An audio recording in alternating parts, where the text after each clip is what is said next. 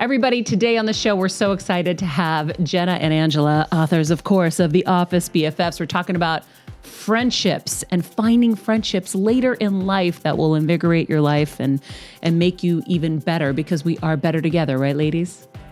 That's right. All right. Don't forget to hit subscribe. Hello, everybody. Welcome to Better Together. When you know better, you get better. And that's what we try to do here every single day in all areas of life. That's right. Queen, health, wellness, spirituality, fitness, sometimes health, cooking, health, dating, and friendships. There it is. Today, we're talking all about friendships, cultivating a long-lasting friendship like the Office BFFs, Jenna, Fischer, and Angela, Kinsey, who are on today. We're so excited to have them on. Heal Squad, we are in for a treat. And I say we because me too. That's right. Our quote of the day comes from a very special friend here. Some people need dozens of friends to say, hey, look at me, I'm popular. But not me. I'm very picky. That's from Michael Scott. Anybody know who Michael Scott is? Oh, we love him. I love Steve Carell. Steve Carell, friends. Iconic. I love that you pulled a Steve Carell quote for this episode. So today, like I said, we're talking to Jenna Fischer and Angela Kinsey of The Office Ladies podcast, and their new book, The Office BFFs. These two have the most incredible friendship that blossomed and bloomed from their time filming The Office. And we are just so excited to chat with them because they've been best friends for 18 years. A long time. And by the way, this industry, it's a tough industry to maintain friendships in too, right? So for 9 seasons, they battled over party planning, relationship advice, baby names, all while behind the scenes, they supported each other through life-changing events like marriage, motherhood, and careers that took them all over the globe. We are so excited to have these two incredibly talented ladies on the show here today to talk about their new book, The Office BFFs, Tales of The Office from two best friends who were there. Oh, I love this book. Kelsey was like crying reading this I really book. was. I love The Office. Like, I grew up on The Office. So reading it and knowing exactly what they were talking about, but like getting the behind the scenes, it was so nostalgic. And then I was rewatching it again last night and I was just like, this is amazing. I love it. So Kelsey and Pooja have watched The Office and are obsessed Huge fans. Kevin watched it. That was my busiest time of my life when I didn't even get to watch anything myself, like in the mirror. I didn't barely get a bathroom break in those years. So I didn't get to watch anything. My TV life started in the last, like, let's say, 10 years. Yeah. This would be a great one for you to go back and watch. Kevin's been saying it, and we are going to rewatch it because, oh my gosh. I mean, I've seen some little bits, but there's no humor like it anymore. I know. And you could not get away with it now. Which, is funny? I am desperate for funny. Yeah. P.S. Go make sure you watch The Pentaveret on Netflix. Mm-hmm. Mike Myers plays 18,000 characters, and yours truly is in it as well, and you will get a good laugh. Maria's so good. Thank you, Queen. But I'm desperate for a laugh, and whenever I'm looking for a funny movie, I'm like, I've already watched it 50 times. Yeah. I'm going to go back to The Office now. Yes. You're right, because I'm really kind of going to abandon a lot of the heavy dramas now that I'm in this new meditative life. I don't want to be programmed and in trance with, these really heavy topics. It's a lot. So I want to laugh. I am excited for you. I had to take a full break. I watched Dropout and we crashed back to back. I haven't watched anything since. Me too. It was a lot for me. It's a lot. Yeah. Yeah. Okay. Well, without further ado, we need to get into this conversation with Jenna and Angela. So we're going to take a quick break. Oh, here they are, actually. Let's not take a quick break. Hi, friends. Hi. Hi. Do you guys adopt third-party best friends? Sure.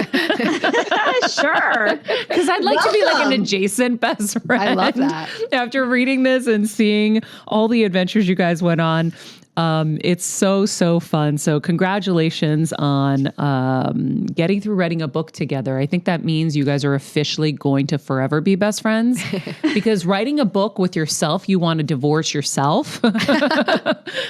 I really had a hard time. But this was so much fun, and it was so great to see your journey from the start.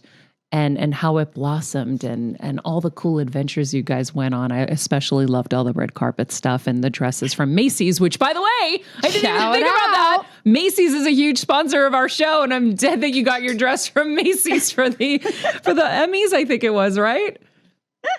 Many, many red carpets were after shopping for dresses at Macy's together. Look at that. Hey Synergy. Now. Hey now. Yeah. So you'll have to help me pick some curated dresses for our next push on my site. But you also have the Office Ladies podcast. So you ladies are continuing the journey working together and going through this life together. So tell me what that process has been like since The Office. And friends, everyone who's watching, we will get into The Office. Do not worry. And for anyone who's watching this on YouTube right now, start flooding the comments and tell us your favorite moments from The Office with Pam and Angela and, the whole cast, whatever your favorite scenes or moments were.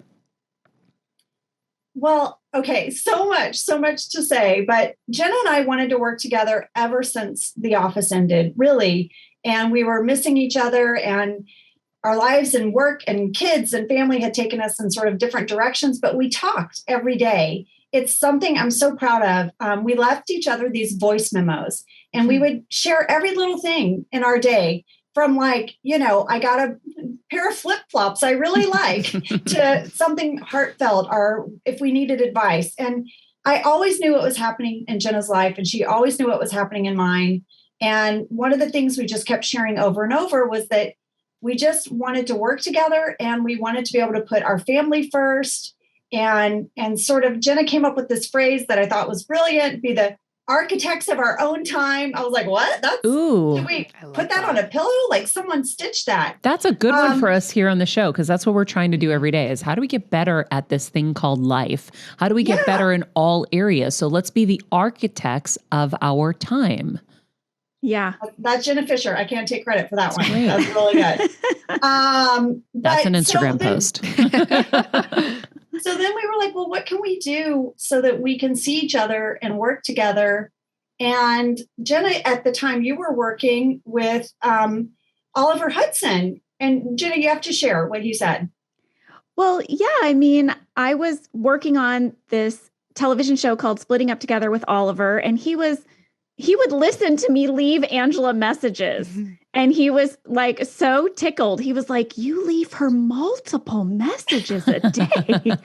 And the subject of our messages were at that time, how can we be the architects of our own time? And how can we work together again? And Angela and I were trading emails. We had different ideas. A book was one of our ideas. A sitcom together was another idea. And it was Oliver Hudson. I wanted to make a rosé. That's still on the list. Oh, still yeah. on the list. You should Sorry, do that. Jenna, go. Well, it was Oliver Hudson who said, you guys should do a podcast. I really think it would tick all the boxes for you. You would be your own bosses. You clearly love talking to one another. And as sort of a light bulb went off in my head, I was like, hey, yeah. So I brought the idea to Angela, and we went to her little garage and we set up an iPhone between us. And we said, all right, let's try telling stories about our time on The Office and also about our best friendship. And let's see what comes out. And that became sort of our demo reel for podcasting. And we just loved it. We loved it. And that's kind of what started it all. It's so funny because Gabby Bernstein, are you guys familiar with Gabby Bernstein? The spiritual, what would you say? She's like a spiritual teacher. Yeah, spiritual teacher. She and I were talking. I was like, listen, we never get to see each other. We want to see each other. We want to talk to each other, but we have different lives on different coasts. Let's do a show together. Like, even if it's a limited series, we get together for like a week and we do like 10 episodes. And now we get to have this whole really fun time together. And so we've been trying to do the same thing, which is funny. So then what happened when you guys started doing it? You were addicted and you're like, we're never going to stop? Well, I mean, a little bit. I mean, it was like I was getting to make a living and work with my best friend every day. I mean, it's a dream job. And I trust Angela. Like, I trust her so much. I trust her creative mind. I trust her business mind. We share a work ethic. I mean, it's a good pairing and it's worked out great. And it's even deepened our friendship too. Yeah, I feel like Jenna is the type of person in my life that makes me level up, you know? She makes everything better. And when I'm with her, I feel like we can do anything. It's one of those friendships, you know? And I just so appreciate how we're similar, but how we're not. I mean, I'm looking at your office, Jenna. Look at it. It's so clean and like organized. I'm just like a cluttered, knick-knackety, like wall. Yin and yang. Like, I feel like we are just perfect creative partners because of how we approach an idea, but we have a real roll up your sleeves, let's do this ourselves kind of attitude. And we have had so much fun. And it's interesting because this opportunity came along. We were both nervous. We'd never done a podcast and it was a new medium for us. And we really did the work and the research to figure out, okay, what is our stamp on this? How do we do this? And as soon as we said yes to this opportunity and yes to working with each other, so many wonderful doors have opened up. And it's just that moment of like, I feel like saying yes when an opportunity arises instead of being like, I don't know, and backing away. That power of saying yes and saying yes with your best friend, it's just been really rewarding and has just built up my spirit. Well, you guys are the epitome of better together. Right? I thought the same thing. When you were like, she makes me better, I'm like, you guys are better together. It's so great. And it's funny because this business is so competitive that a lot of the times I feel like it's so easy to stay in a solo lane. And I'm somebody who likes being with people too and being a team player. So I want to have fun. So you guys are getting to have fun together. And then you decided to write this book. So tell us a little bit about how this book was born and how you guys approached writing this together, because it's really, really cute how you guys do it. I love it. Well, should I say the truth, Angela? I mean, Angela wanted to write this book. She had to convince me because I've written a book. I wrote a book by myself. It was the hardest thing I've ever done creatively. And I thought, I never need to do that again. I never, ever need to write another book. I did it. I love my first book. It came from the heart. And Angela was like, let's do it. It'll be fun and easy and great and just a ball. And I was like, no, it's going to be awful, Angela. You're like, you don't know, Angela, how so bad. True. And I was just like, I mean, how hard can it be? Come on. And then 3 years and 7 months of writing later. Oh my gosh. But yeah, it took us so long. Oh but boy. What really started it for me was I just had all of these bins. I mean, I could pick them up and show you. Oh my God, can I? I'm going to grab one. Yeah. Okay. So 3 years and 7 months was because, so did you not have a book deal yet? Did you guys just decide to do it on your own and then take it out? No, I mean, it took us 8 months just to write the proposal that we took around to publishers, just because we were launching the podcast around the same time. And, it was something we wanted to do, but it was a little lower on the priority list. So it was mostly like, it just took a long time. And then once the deal came through, then they push you. Well, then it's also a pandemic. Yeah, we were homeschooling. Oh my gosh. All of a sudden I'm putting together a science project. I'm spending an hour looking for paper clip string and some glue and and we couldn't be in the same room together really almost the whole time we were writing this book, with the exception of one 3-day writer's retreat that we took. And so it was like, it was hard to write. There's Angela's bin. What's the bin, Angela? Tell us. That's one bin. This is only one bin. I mean, there's so much in here. Like, oh my gosh. Like, there's like a ton of stuff in here. Anyway, we went through I put it on my keyboard. Sorry. It's okay. So you had to go down memory lane. You had to remember a lot of stuff from so long ago. Well, those photos were in boxes and boxes and memorabilia. Jenna and I were scrapbookers. It's something we've had in common. We've always been the friend that puts all your photos and saves the movie ticket stub and all of that kind of stuff. And we both had so much of it. And I said, Jenna, what are we going to do with all this stuff? And we need to clean it. We were making this commitment to go through and organize our garages together, sort of hold each other accountable. Like, did you clean it out? And I was like, we should put it in a book. We should put it in a book. We should put it in a book. Just throw it into a book. It'll be just so simple. Just a book will appear from all these and we'll tell stories. It'll be great. Were there ever any fights? Not that I want to go to the negative, but did you guys ever have tiffs? Oh my gosh, of course. Well, first of all, Jenna, the minute her eyes wake up in the morning, her brain is like going. She's going. Yeah. And she has like 8 things she's going to tell me. And I'm like, lady, it's not 8 a.m. I need a minute.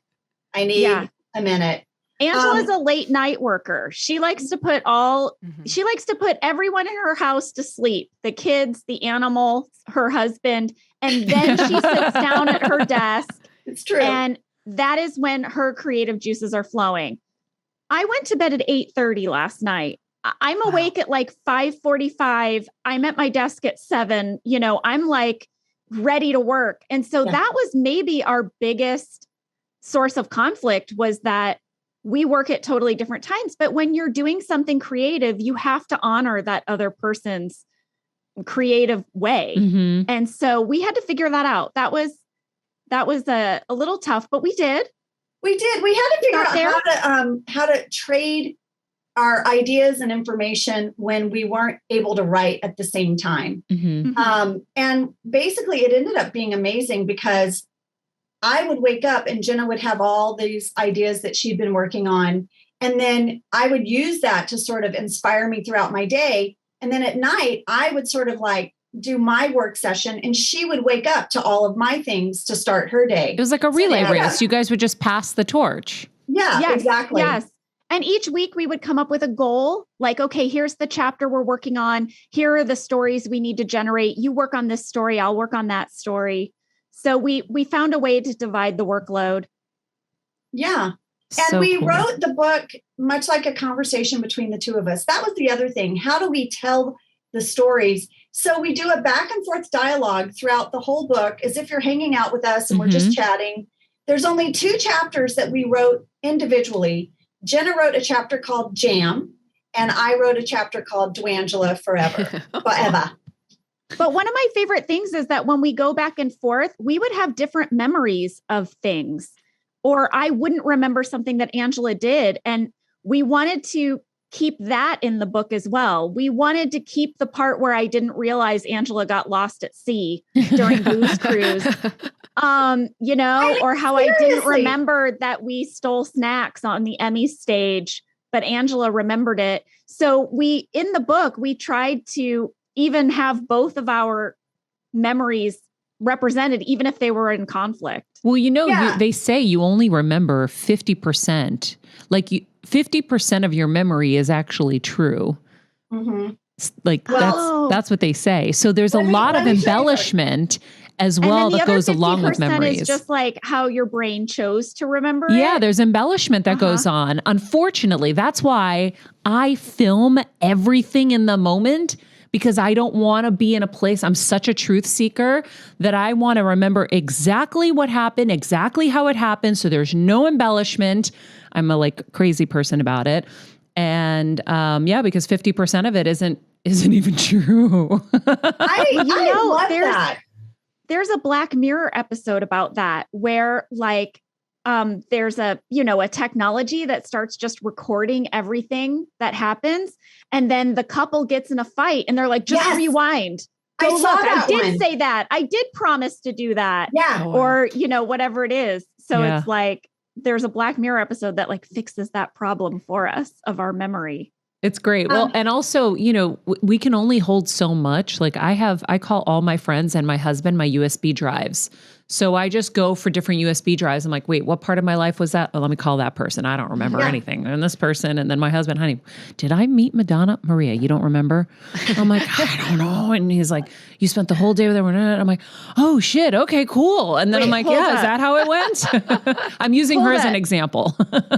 You met Madonna for a whole day? No. It was an example. Is that true? No. It's a hypothetical example. It was an example. I did interview her, and it was special because she's the material girl. But it's crazy references like that where I'm just so zonked out because, as you know, once you're in the tornado of the business and you're in your flow, you're going from one thing to the other, to the other, to the other, to the other. You're never present enough to really sit with it and understand what the heck's happening. You're off to the next thing. Or because our brains are anticipation machines, we're thinking about what we have to do tomorrow, what time I got to set my alarm. I'll be at the Golden Globes setting my alarm for the next day, figuring out my travel, whatever. I'm never in it. So I don't remember it. This is so me. You're describing me so much. I so relate to all of that. Yeah. Well, I'm a little bit the opposite. And I feel like Jenna's husband and I have a little bit of this in common where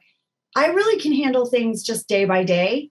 And if I throw out, like, if Jenna throws a date out to me that's a month away, I'm like, I need to get to that. I'm not there. And so I tend to stay more in today, but then I don't know that next Thursday, we've got to be on a plane or something, Jenna sort of reminds me of things like that, but then I remind her of what's happening today and where we need to be today. And the more you guys talk, the more we understand why you are best friends. Truly. Exactly. You complete each other. Where's Tom Cruise? Go ahead. What were you going to say? One thing, since we're doing show and tell. Yeah. So about memory and remembering 50% of it. Here's the other thing. Jenna and I, we write in our journals. We were those gals growing up. I mean, I have so many. Oh my gosh. I know. And also, apparently, I'm a digital hoarder because I have all the emails from when we were on the show. And I would go back to all of that and use all of this as like reference. And I have a page in here where I wrote, like about Rain and I having a whole conversation and ended up in Duangela. But having that way to remember and journaling, I'm so thankful we did it. Yeah. Yeah, me too. Well, that's a lot harder to go back into all those files because I'm a digital hoarder too. Photo, video, journals, and the thought of going back into all of it to try to create some kind of book makes me so exhausted. Mm-hmm. It's a lot. It is. Oh exhausting. My gosh. It is. Well, there's like 400 pictures in the book, and Angela kept finding more pictures that she wanted me to look at. And at a certain point I said, do not show me another photo. I don't want to see it. I don't care how great it is. We picked the pictures. I can't keep going back into the pile. So let's go back into the memories. Like I want everyone to get a taste of like some of my favorite things were like your first red carpet experiences. Because what's funny is when you see the pictures of you guys from the red carpets, and I believe it was chapter 8, if I recall, 9 is jam. Let's see. Oh, here we go. 8. Okay. When you see, and by the way, I think I was at some of these events with you guys, so I was dying laughing. The pause one, I was definitely there because I remember pause Caesar. For style? Yeah, because I remember Caesar being the sponsor, and but seeing you girls on the red carpets and experiencing these award shows through you now is so funny because I think when outsiders look at any of these pictures, they're in awe and they think you've got the cavalry behind you, getting you glam, getting you all this, and they don't realize how different it really is. It's just show business. So then when you take the picture, no one knows the difference. So walk them through those first red carpet experiences, because I've talked on the show about like my first red carpet experience. I had a publicist I hired. She had really big stars. And my husband was like, all right, we want whoever, she's got that's kind of like you. So you get like a little of the extra, whatever they don't want to do. I don't know. And so she ditched me on my first red carpet. Oh no. She didn't show up. So my husband drops me off in our little like car, right? Didn't have the celebrity like limo like you guys talked about in the book. So Kevin drops me off and I walk across the street and I'm so nervous. I'm like maybe 22. I'm having a heart attack and I get on the carpet. It was Nicolas Cage's movie, Wind Talkers or Wind something. Oh yeah, I remember that one. Yeah. And I'm all alone and she's not there. And I said to myself, all right, Maria, these people made a dress for you. Kevin dropped you off. You're already here. You have a decision to make. You're just going to grow some balls and you're just going to walk down the carpet and you're going to just do it. And I did. And even though I was terrified, I did it. And I ended up in Us Weekly, my first ever fashion shot. That next, like 2 days later or something, that Us Weekly issue. And I was like, wow, having balls gives rewards. Cool. But you know, nobody would know that I'm on the carpet and I'm terrified and I had to do my own hair and makeup and Kevin's dropping me off and I'm not in this like, you know, luxurious experience like people think it is. So I want to hear yours.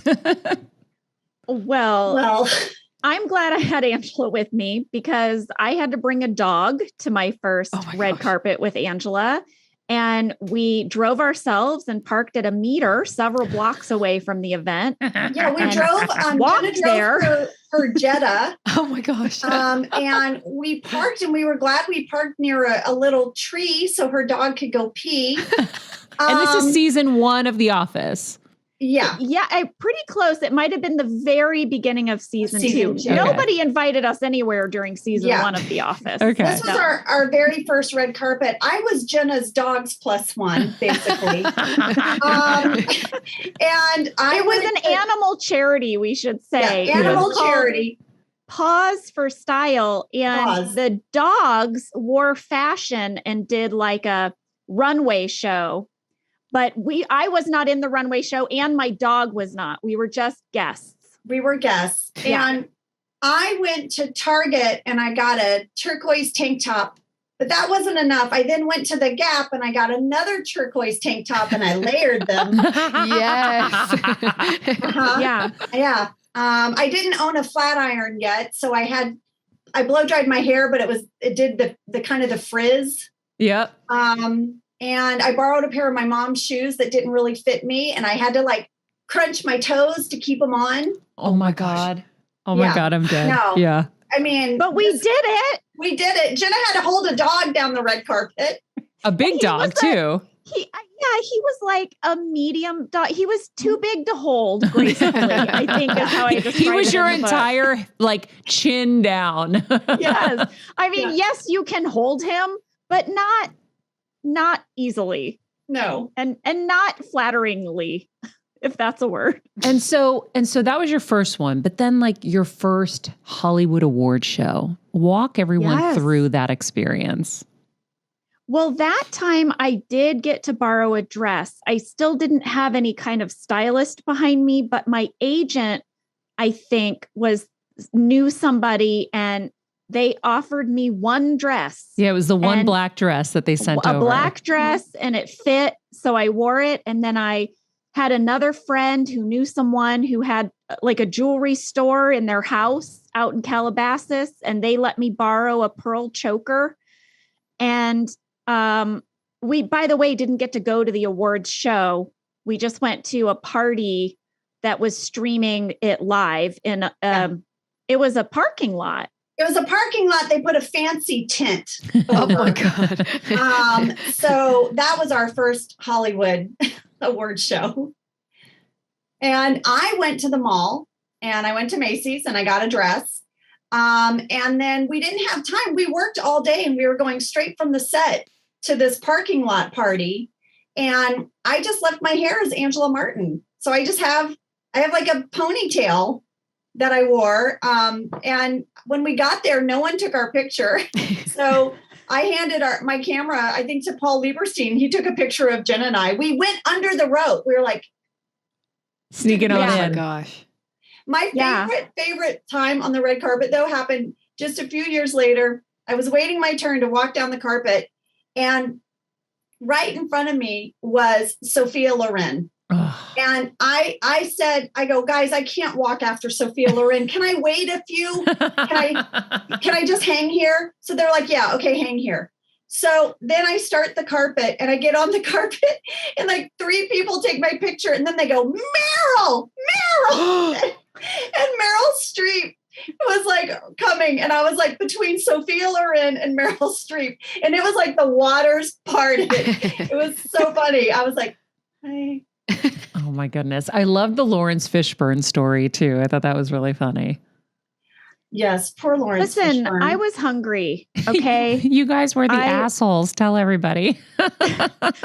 Here's the thing that I think a lot of people don't know about award shows that I didn't know about award shows is if they don't feed you. Mm-hmm. If you do see people at tables, sitting at tables, it's like maybe some like breadsticks. There's not like a meal that comes out. And you start getting ready for these things at like 10 in the morning. Mm-hmm. Maybe you eat a banana and then you get in a car and the red carpet starts at 3 p.m. You don't get somewhere with food until close to 9 p.m. Mm-hmm. And I am starving. I am not a person who goes without food well. No, not at all. Me neither. It was the Emmys and we were halfway through the show and I was hungry and I was not having it. And I said, there is food somewhere in this building and we are going to find it. Yeah, I've done those missions before where I've had to beg people and say, please, I'm not going to be okay. And they'll go get me some scraps of something. But then I learned. So I added hours onto my glam time when I get ready for a red carpet so that the food gets there. I have time to eat like a human and I eat a lot. I stock up heavy, right? Like I'm never going to have another meal again. And then I put stuff in pockets and purses and snacks everywhere because it's a long day. And there's a lot of energy that's consumed, whether you're moving or not. So you get hungry. Yeah. My husband's suit coat is like a vending machine. It's like the various snacks in different pockets because after this particular event, we learned that we need to eat first. Yep.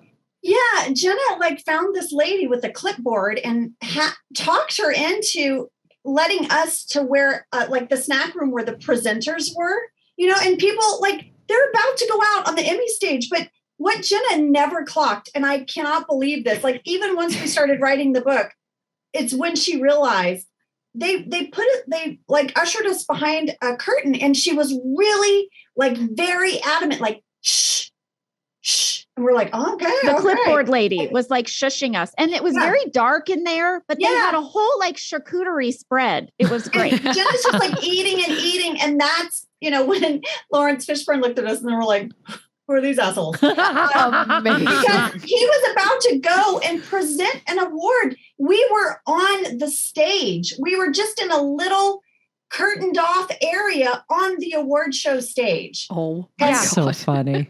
When I realized that, is like, who are these guys who are in here just shoving salami in their face? What is happening right now? I love it. I didn't hear any of it. Angela was like, I think Lawrence Fishburne just called us assholes. Yeah. I told Jenna, rightfully so. I mean, we were being lunatics. I die. Well, I think it's so basically, funny. After we got a little side eye, I walked up to Jenna as she's shoving a giant cookie. It was enormous into her mouth. And I was so good. You need to wrap this up because takes some to go. Yeah. Well, ladies, you guys have gone through so much. And, I remember reading how you said this experience was the greatest work experience. And I feel like I'm a little envious that you guys had such an amazing work experience because I've had so few until I worked for myself. What? So tell us what made it so amazing. And then I want to get into your friendship. Well, there was just this respect and collaboration across all of the departments. Greg Daniels, our showrunner, he really had this philosophy that any great idea, no matter where it comes from, is of value. So throw out all your ideas because he wanted to find them wherever he could. He was not snobby about, the writers are the only people who do this and the directors are the only people who do this. He wasn't one of those showrunners who wanted you to stay in your lane. If you had an idea, share it with him. And that just immediately created this environment where like we found ourselves on the editors' couches watching them edit. I've never had a job like that since. Or like Angela tells the story about creating a litter box with our grip department for her because they got to chatting about how litter boxes smell. You know, I mean, it's like that.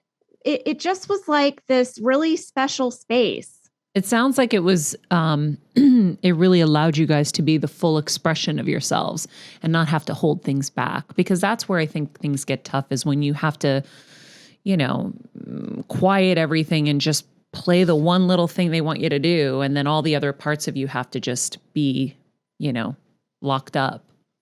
Yeah. It was a true creative collaboration. And like Jenna said, it started with Greg, but also Steve, as the lead of our show, was so open to what's the funniest moment. And like, he might have a line, but if it's funnier coming from Phyllis, or if it's funnier if someone else does something before he says it, he's like, yeah, this is a group project. And I think that was really special for us on the set, to just know that the leader of the show just wanted the best moment, the funniest moment, the most heartfelt moment. However that was to come across, it didn't have to be from him. So I just always felt relaxed. I always felt like welcomed creatively. And, you know, we've all worked on other shows since, and I realize now what a unique, rare, wonderful experience that was. Wow. Well, we have to get into some Office stuff. Oh, I have yeah. my resident Office experts. So I want to make sure I give them a chance to speak for all of the diehard Office fans around the world. So Queen, take it away. I want you guys to tell kind of like your origin story of your friendship. It was amazing because as I was reading it in the book, I was that's the watching stuff I'm going to talk about, is the friendship. You're going into the Office stuff. But I want them to tell how they met on the show, like during that episode. Because don't steal my shit. Maria's like, hello. I'm covering friendship here. Just this question, because I'm playing. rewatching last night, and I think I got to like episode 3 or 4, dying all over again. It's amazing. You have to rewatch it if you've already watched it. Anyways, I want you guys to talk about that scene where everyone's playing basketball, you two are on the bench, and kind of just tell us about that. And then kind of like, I want to know, was the rest history after that? I mean, kind of. For the basketball episode, Angela and I didn't have a lot of lines, and they put us on this bench together in the warehouse. And then we sat there for like 3 days. And a lot of sitting there was while the guys were rehearsing or figuring out their choreography of the basketball moves. So we just shared our life stories on that bench. It was just so much time. And we had already been developing a friendship. Like, we had a camaraderie, and I loved her, and she was next to my desk. She would pop her head over the little partition. And so we had already been chatty, but that episode was when we went deeper, and like the real like trust and realizations of, oh, wow, this person's really going to be my good friend. Wow. And I always say that was where our best friendship was really born.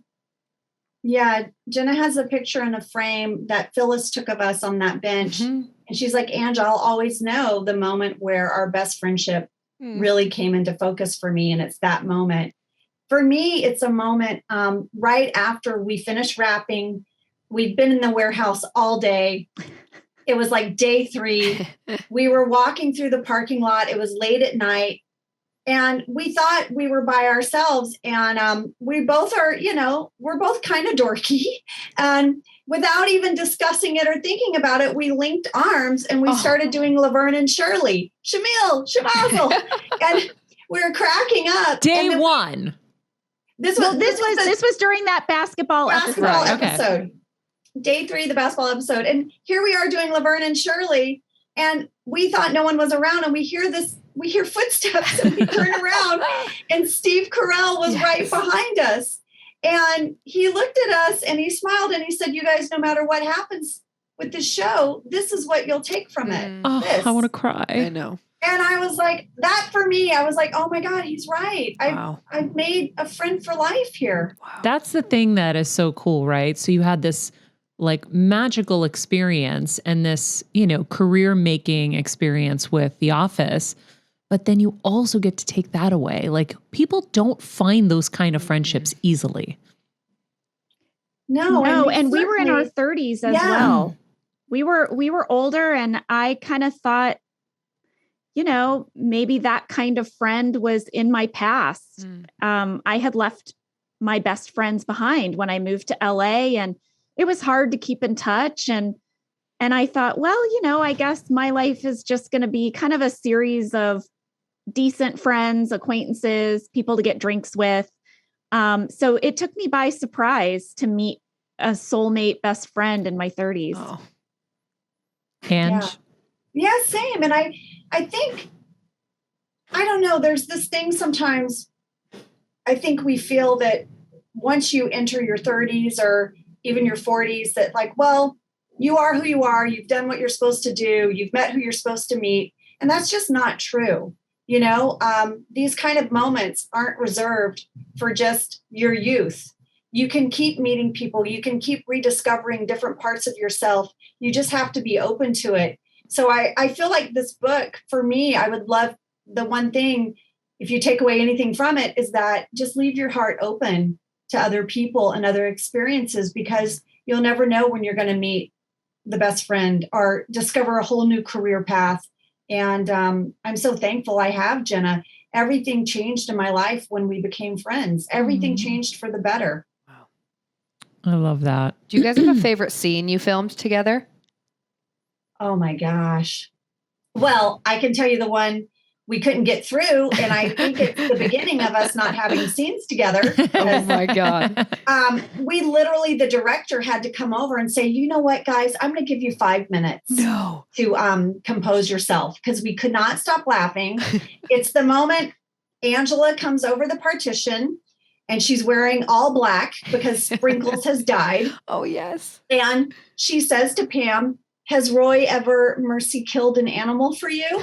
And Pam was like, no. And we could not, every time my head came over, we started laughing. Every time I talked we couldn't even get a full sentence out. We couldn't. And I had to say, I think Sprinkle like clawed the, frozen bags of food. We couldn't get through the whole speech. Like we couldn't get through it. You might notice after that, we did not have scenes together we did not have scenes together again until like season 8. Your privileges got revoked. Yeah, they wouldn't even let us sit together in the conference room. I'm dead. Because we would get the giggles. Yeah, I couldn't be next to Jenna because I could feel her shoulders. Even if I wasn't looking at her, I could feel her go, and then I would go. And I wouldn't even know why she was laughing. It didn't matter. You guys are just so connected. It doesn't matter. Yeah. Pooj, do you remember that scene? Oh, 100%. Of course. I've seen this show I think 10 times. Like it was just on repeat in my college apartment. So good. Me and my best friend would watch it. But I'm wondering, do your kids watch the show? Are they Office fans too? Well, I can jump in here first because I have teenagers, you guys, OMG. So I have middle school age kids. And let me tell you, The Office is a big hit amongst 7th and 8th graders. Oh my God. I go to carpool drop off and someone is wearing like a Schrute Farms t-shirt. Amazing. So my kids started rewatching it with me when I started working on the podcast, and they don't get, they can't always watch every episode, but here and there they'll pop in, and it's really fun to see the show through their eyes. My daughter really doesn't like it when I'm mean, and I mean a lot on the show. She doesn't like it when I'm mean to Phyllis. And she watched the episode with me where Phyllis throws the Post-it notes in my face because I've been so mean to her. And she was like, Mom, but they quote it now. Like we were getting like takeout And I was like, oh, see if they have any utensils. And she goes, Mom, do you want forks or spoons? Dead. That's so funny. It's so funny how you don't know what is going to like come back with the young generation. Like Pooja's 22. Yeah. You know, to see that it's just continuing to have lives and more lives is really cool. And especially when your kids watch it. Yeah, that's got to be a fun thing. It's been really fun. Jenna's kids are younger, so they're not there yet, but I think it'll be really special for them too. Yeah, my kids are 8 and 10. They're not quite super interested. When I've been rewatching the show for the podcast, maybe they'll catch a scene. They think Dwight is very funny, but they're not like, they haven't been drawn in to even wanting to watch a whole episode. But they understand that I was on that show, but they mostly understand it through the context of Office Ladies, our podcast, because they know I work with Angela and they know what we do on the podcast, that we are breaking down an episode of The Office. So they kind of know me more as an office lady than as Pam from The Office, because that's the work they're seeing me do every day, you know? Wow. Well, before I get more into friendship, do you want to ask any more Office stuff? I mean, you guys kind of answered it, but I have to know how the table reads were. Like, how did everyone not just die? I don't think I ever could have filmed one scene. So were you guys just like crying every time you would do any table read? I loved our table reads. I loved it because that was the first time sometimes it was the first time. Maybe we'd get a script in the morning and you could read through it quickly before you did the table read. We would do them on Tuesdays during our lunch. And that would be the script we were reading for the next week's shooting. But it would be hot off the press. So a lot of those were a cold reading. And you would just be like surprised in the moment by plot lines or jokes. And you couldn't help but laugh. And I mean, I love those memories. Wow. I love them so much too. And Jenna's right. I have such like distinct memories of moments that we collectively all found out at the same time. One of them is when everyone goes to Jim's house for his barbecue. And in the script, it said it had established that Angela had Birkenstocks on and so did Dwight. And there was a line that said, we see two Birkenstocks rubbing back and forth. Oh my God. And everyone in the room went, ah! Like there was like a groan and laughter. And it just was hilarious. We're like, oh my gosh, Dwight and Angela are hooking up. They're hooking up. So yeah, funny. I found out that Pam was pregnant at the table read. No way. We were reading the script and it was company picnic. And all of a sudden, it doesn't even explicitly say it, but there was just a note in the script. And you know, it's like Jim looks to camera, the nurse says something, Jim looks to camera, and we were all like, oh my gosh. So like some of these big plot reveals happen to us at our table reads. Where you're kind of the audience in a weird way, right? You're having the same reaction that they would be having. Mm-hmm. Well, that's what the writers are going for. You know, that was why they wouldn't even want to give us the script too far in advance, because getting that live reaction helps them know like, oh, what jokes land in the moment and what plot lines are surprising to people. So that's kind of part of the process. So cool. Anything behind the scenes of The Office any fun stories that no one's ever told? Oh, good question. That's not in the book. Exactly. Or that would surprise us. That would did Steve surprise Carell you. ever streak on set? I'm kidding. I don't know. Oh my gosh, Jenna. I'm literally trying to think if there's anything. Well, we told that story on the podcast on Office Ladies about the one time the paparazzi came to our set and was like taking pictures. We didn't. Well, you should say. We were out in the middle of nowhere. We had no security. Anyone could just drive right on the set. Oh my gosh. We were in the middle of nowhere. We weren't on a big studio. And literally anyone could just drive right on. It's Whoa. so like, I don't remember that. you know, someone did. And they just started taking pictures of us out by our trailers. And we were like, hey, is that a new NBC set photographer? Because why are they taking a picture of me carrying food into my trailer. That seems like a weird photo for NBC.com. Oh my gosh. And then we realized what it was. And then we had to get security. Then they were like, you know what? Let's get security. They're Wow. worth protecting Literally now. over the weekend, they built a little security kiosk and we all got lanyards. But up until then, anyone could come on set. Oh my Anyone God. could just drive right on. But I think that kind of goes back to the whole red carpet thing that we were talking about, which was that our show was not filmed on one of the big studio lots. And I've been to those studio lots. They have like a Starbucks and a gym and a store, and they even have a preschool. It's like a little village and restaurants and a cafeteria. And that was not where we worked. We worked at 2 rented warehouses deep in Van Nuys, California, past some railroad tracks and a crematorium and a gunnery. That's what was on our street. Across the street from us was a junkyard with a junkyard dog, like the whole thing. And we would give him our chicken scraps sometimes at lunch, the dog that we loved. And so the thing was just like, we were not having a real kind of like fancy schmancy Hollywood experience out there. And I actually think that kept a kind of groundedness to our group and to our experience, because we weren't getting all the bells and whistles I remember I did a guest star on that 70s show and I was like, you have a cafeteria? Oh my God. Like it was fancy, you know? Yeah, we didn't have anywhere to go. We were all there together. We were all in scenes together all day long. We were each other's background. And then when we have a break, we had a basketball hoop. And I remember one day, Rain and I brought our tennis rackets, and on the side of the warehouse, we hit balls. And, sometimes we would ride bicycles, or Oscar and I would go for a walk, or Jenna and I would go over to Ed's trailer because he'd be playing the banjo and Creed would have his mandolin. And we didn't have any other outlets. We were like at a little sort of comedy camp every week, and we only had each other. But I think it made us such a close cast. We still have a group text thread. No way. We were just texting this week. It was blowing up yesterday. Yeah, yesterday we were going back and forth. What was happening yesterday? What's the big news?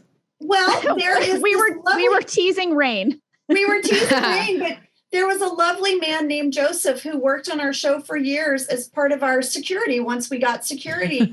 And a bunch of us have ran into him recently on the Universal lot. And we all were so happy to see him. And we were sharing today about seeing Joseph and being so happy that. Yeah, we were like trading pictures we'd taken with Joseph. I love you guys. How many years later? But then at the same time teasing Rain. Yeah. That's so good. But what was the tease on Rain, that he didn't get to see him? No, it was that Rain saw Joseph and he was the first person to start it. And we were all like, we love him. Joseph, not Rain. Not you, Rain.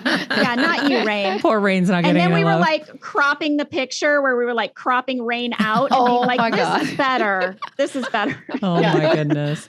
Well, I want to make sure I follow up on something, Angela, you were saying earlier, how you're never too old or to find a new BFF. So it sounds like Jenna kind of left her life and moved to LA and, thought, maybe that was a whole other experience and this is my new experience. Did you have a best friend, or did you just have kind of acquaintances as well leading up to this friendship? Oh, no, I have great friendships that I'm so thankful for. I'm still in touch with friends from high school and my early years in Los Angeles. My friends Michael and Tobias are my dear friends. We met at 1-800-Dentist as operators. We have been friends for, my gosh, 27 years, wow. 27, like out here. And I just treasure those friendships. But I feel like Jenna and I met at a time where I had all these new experiences happening, and she could so uniquely relate to who I was before all of that. We're very similar. How we were raised was very similar. We have a lot of major touchstones in our lives that are familiar. But then she was on this journey that was so unknown to both of us and so out of our comfort zone, but we were also excited but nervous. And I had this partner that uniquely knew what was happening and where I was at. But on top of that, Jenna just took me where I was. And some days you feel better about yourself than others. But Jenna was this constant that I was so thankful for. I've called her my life anchor, and it's true. And she also has this incredible work ethic. So when she's like, we're going to be friends, she's going to work at that friendship. And I think what I learned with her that I hadn't maybe learned before in friendships is that, truly you get out of them what you invest in them. And like any relationship in your life, they require just as much work and being present and connecting. And I'm always very proud of the friendship we've been able to maintain over life's different seasons.